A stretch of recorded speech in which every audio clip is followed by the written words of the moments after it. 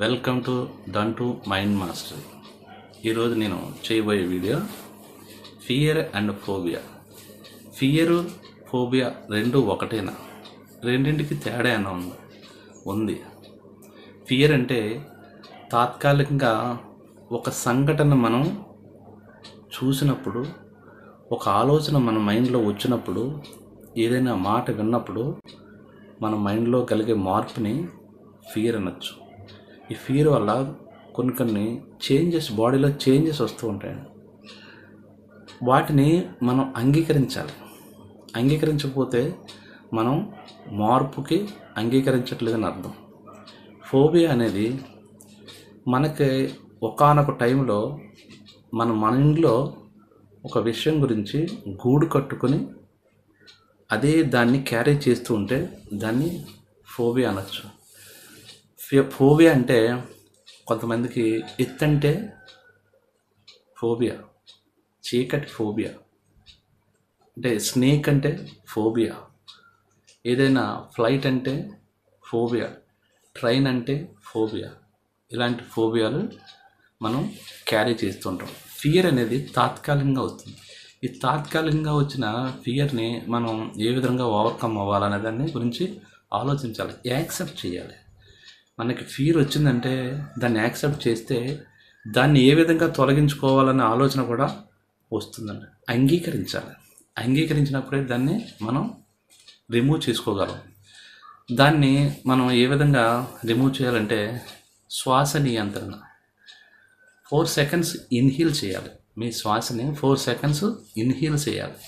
4 seconds ఆపండి. తీసుకున్న శ్వాసని ఆపండి. తర్వాత 6 సెకండ్స్ ఎక్సీల్ చేయాలి. అలాగా 5 to 7 టైమ్స్ మీరు స్లోగా చేస్తుంటే కొంత భయాన్ని మీరు పోగొట్టుకోవచ్చు. మీరు నెగిటివ్ ఆలోచనల్ని మార్చాలి.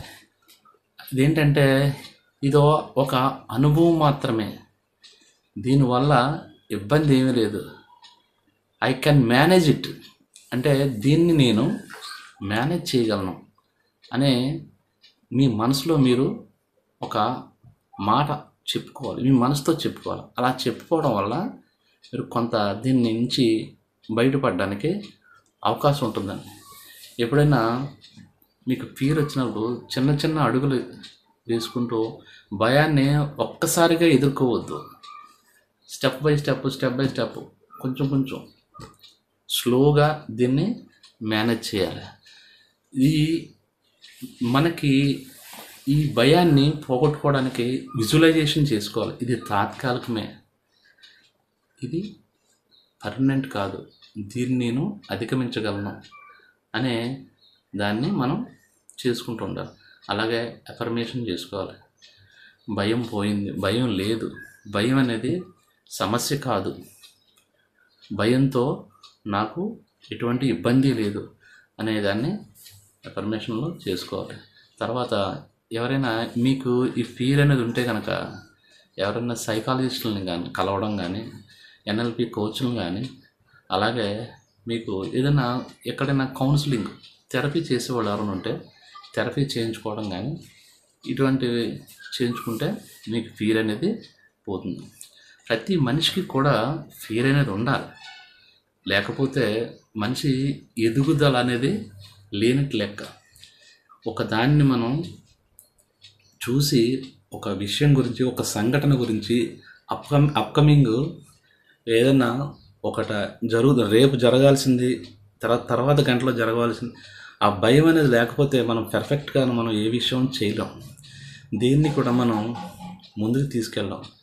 భయం అనేది ఉండడం వల్లే మనం కొన్ని విషయాలు పూర్తి చేయడం అనేది జరుగుతుంది. ఒక మేనేజరు భయం లేకపోతే ఆ సబార్డినేట్ తను ఏమీ చేయడు. మేనేజర్ని లెక్క చేయకపోతే, భయం లేకపోతే తనకి ఇచ్చిన పని పూర్తి చేయడు. ఆ చెయ్యకపోవడం వల్ల కొన్ని సందర్భాల్లో తన మనుగడకే ఇబ్బంది అవుతుంది. Thank you.